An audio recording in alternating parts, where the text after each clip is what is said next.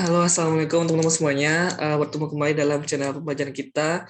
Pada kesempatan kali ini, kita akan mencoba melanjutkan pembahasan kita yang cukup menarik materi selanjutnya mengenai ekonomi makro. Sebelum itu, jangan lupa ya teman-teman untuk terus subscribe dan juga share ke teman-teman kalian agar pembelajaran ini dapat dirasakan oleh teman-teman kita semua yang ingin belajar materi lebih jauh mengenai seputar seluk-beluk mengenai ekonomi. Dan pada kesempatan kali ini kita akan mencoba melanjutkan pembahasan mengenai materi berikutnya, kelanjutan dari pendapatan nasional yang sudah kita selesai bahas dari pertemuan sebelumnya. Kita akan mencoba melanjutkan pembahasan mengenai materi berikutnya, yaitu terkait dengan consumption and saving, yaitu terkait dengan konsumsi dan tabungan. Nah, dalam pembahasan ini kita diketahui ya, dalam sini ya kita ada nanti pembahasannya. Untuk part pertama kita akan mencoba membahas bagaimana cara kita apa itu konsumsi dan tabungan dan bagaimana cara kita bisa menghitung nilai dari konsumsi dan tabungan. Nah, di sini mungkin teman-teman sebelum masuk ke soal ya, kita kenalkan sedikit dulu. Kalau misalkan dalam fungsi konsumsi, yaitu bagaimana kita mengonsumsi sebagai rumah tangga konsumen, kita mengonsumsi barang dan jasa dalam kehidupan kita sehari-hari, di mana kita tahu bahwasanya fungsi konsumsi kita notasikan dengan C. C itulah singkatan dari consumption, C sama dengan A ditambah B dikali dengan Y. Nah, A itu adalah kita sebut sebagai konstanta. Kemudian konstanta ya. Kemudian B ini kita sebut sebagai MPC. Kita disingkat berasal dari singkatan dari marginal propensity to consume. Nah, inilah singkatan dari MPC itu sendiri, marginal propensity to consume. Artinya adalah kecenderungan kita untuk menambah tingkat konsumsi. Oke, maaf. Kecenderungan kita untuk menambah tingkat konsumsi ya, itulah singkatan dari MPC. Nah, teman-teman kalau misalkan kita tahu nih MPC tadi, marginal propensity to consume, kecenderungan kita marginal itu artinya selisih tambahan propensity itu artinya kecenderungan kita untuk menambah sejumlah unit barang kita konsumsi. Nah, sedangkan Y ini dipengaruhi oleh variabel Y, yaitu adalah tingkat pendapatan kita. Seberapa besar sih kalau misalkan uang kita miliki, berapa banyak sih uang kita miliki, nah itu dipengaruhi pendapatan kita. Ketika kita beli barang, kita membeli barang dan jasa, kita mau makan bakso misalkan di pagi hari atau di sore hari, nah kita dihadapi dengan sebuah kendala yaitu terkait dengan pendapatan yang kita miliki. Jadi dalam hal ini fungsi A ini bersifat autonomous konstanta ya, disebut sebagai autonomous consumption, kemudian ditambah dengan B kali Y. Nah, Y ini kan dipengaruhi oleh berapa besar kita untuk menambah konsumsi, dipengaruhi oleh berapa besar pendapatan yang kita miliki. Nah, di soal pertama ini, household consumption expenditure in Padang City is shown by equation C sama dengan 50.000 tambah 0,8 Y. Jika income household, jika pendapatan ke rumah tangga itu meningkat dari pada tahun terakhir dari 1 juta menjadi 1.500.000. Nah, jadi ini kenaikan pendapatan ya dalam sebuah rumah tangga. Maka berapa sih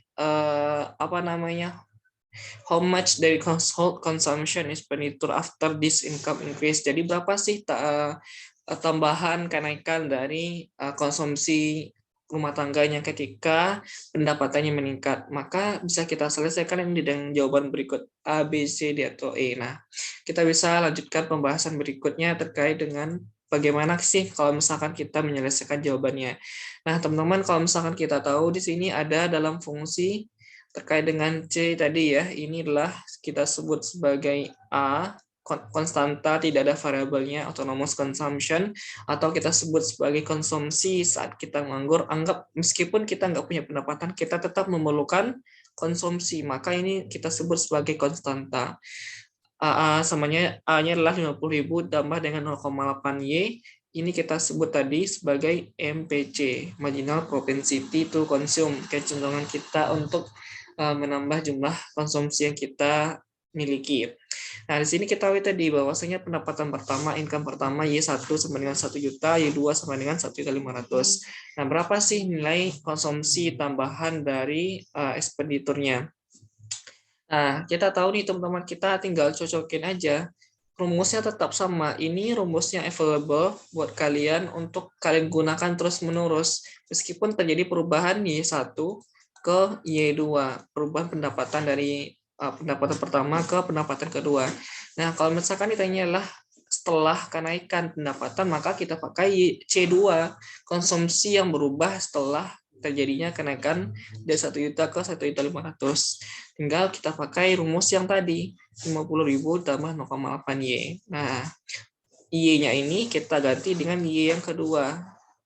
Jadi 50.000 ditambah 0,8 dikali 1.500.000 dapatnya adalah 1.250.000. Jadi artinya adalah kalau misalkan ketika Y meningkat, maka jumlah konsumsi biasanya cenderung mengikuti kenaikan pendapatan yang kita miliki. Jadi tinggal dimasukin aja ke berapa besar perubahan yang terjadi terkait dengan peningkatan pendapatannya. Jadi gampang sekali ya, jawabannya adalah A, 1.250.000.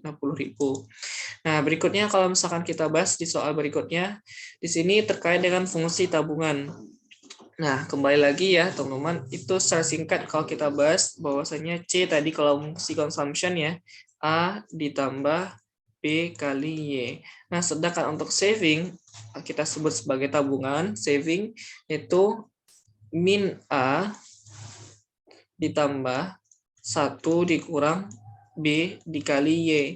Nah, kenapa ada min? Karena di sini A itu kan tadi konsumsi otonom ya, kita sebut sebagai konsumsi otonom.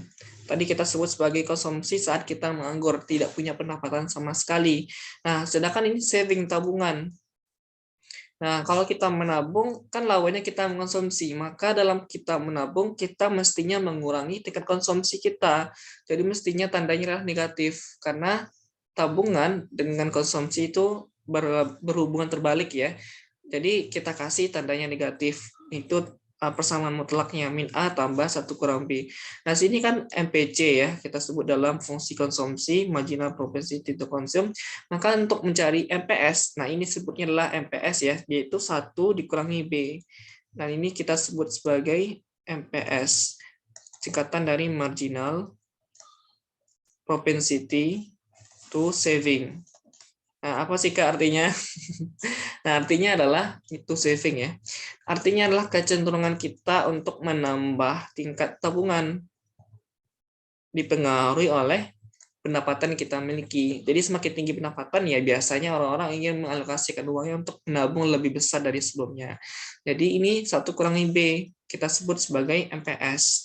Nah, di sini ada persamaan mutlak teman-teman bahwasanya nilai MPC kecenderungan untuk mengkonsumsi ya ditambah dengan kecenderungan untuk menabung kita sebut sebagai MPS sama dengan 1. Inilah persamaan mutlaknya yang perlu kita pahami. Gimana kalau misalkan MPC-nya tadi 0,8? Berarti otomatis MPS-nya adalah 0,2. Karena 0,8 ditambah 0,2 sama dengan 1. Nah, disinilah persamaan mutlak yang perlu kita pahami.